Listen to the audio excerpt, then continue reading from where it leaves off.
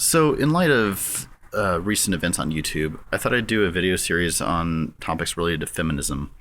And the best place to start would be rape culture, since that has a lot of bearing on the recent controversy involving Thunderfoot and his despicable comments related to rape.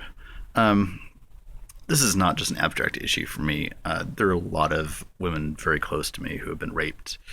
Several close friends of mine, my ex-girlfriend, my mom. So when someone like Thunderfoot trivializes their plight by saying that they bear some of the responsibility, it really gets to me. Now,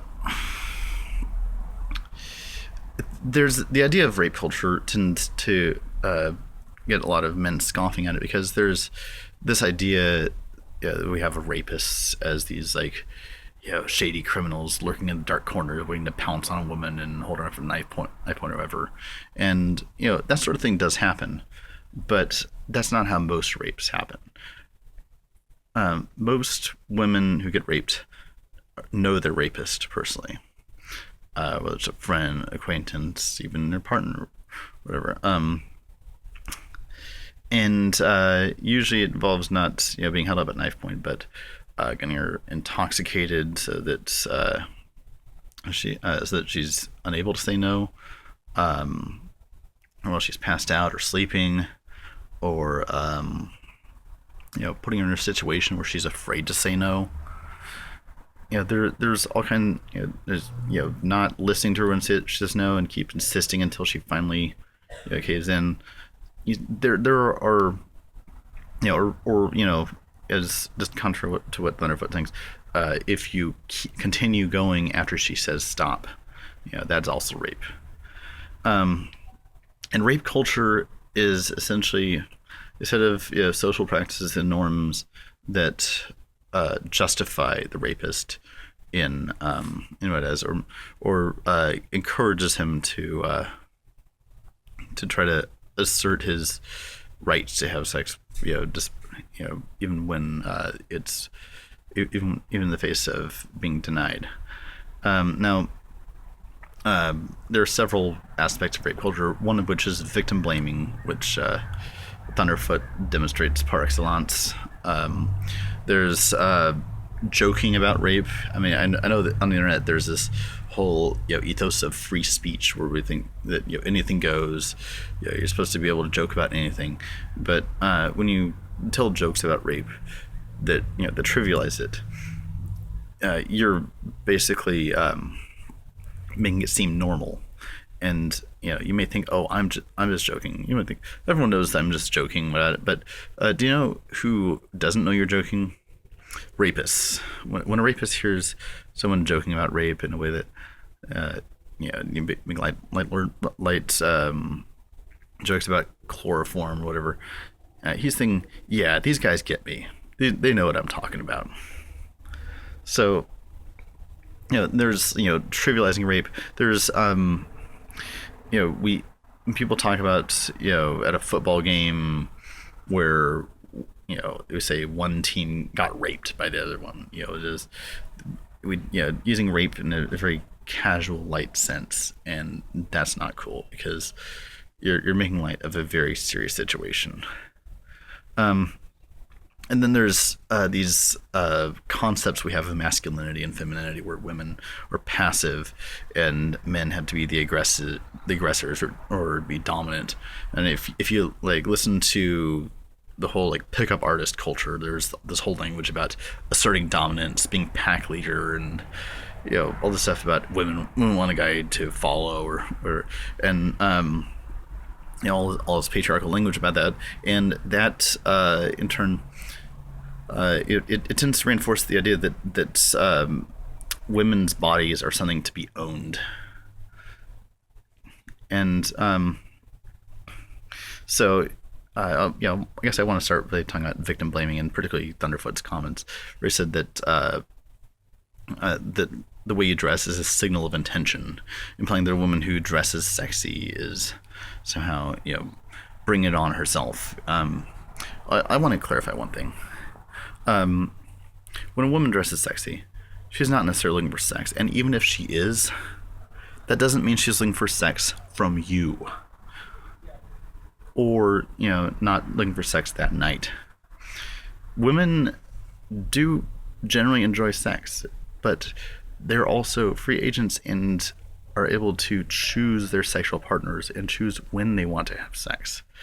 So that is something that you need to respect, even if she is dressed in a way that you think, oh man, look at that cleavage. She may want to show off her body, but that doesn't mean that she wants you to touch it without her permission. And another manifestation of this idea of men owning women's bodies is the phenomenon of catcalling. Now, I didn't realize how big a phenomenon this is. I have a roommate who's a woman, and she carries pepper spray wherever she goes. There are constantly guys calling out to her, trying to grab her, and it's a pattern I've seen with women, with all sorts of women I know, and as a guy, I would never have known that it was that bad unless I had talked to these women.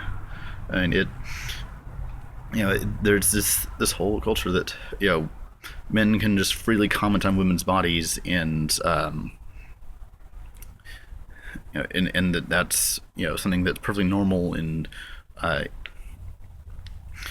and not to be shunned. So, we also, a big example of rape culture was during the Steubenville case, where these football players, raped and molested this girl who was passed out drunk, and there were a bunch of tweets saying that she was a slut, that she deserved it, she shouldn't have gotten drunk, and there was even a recent article by a woman who said that we need to address the phenomena of women getting wasted, and women, you shouldn't be putting yourself in that situation. There's this constant you shouldn't have put yourself in that situation. I mean, never mind, we don't tend to say that to people who've been mugged or robbed or whatever. We always say, oh, that's terrible, I can't believe that happened to you.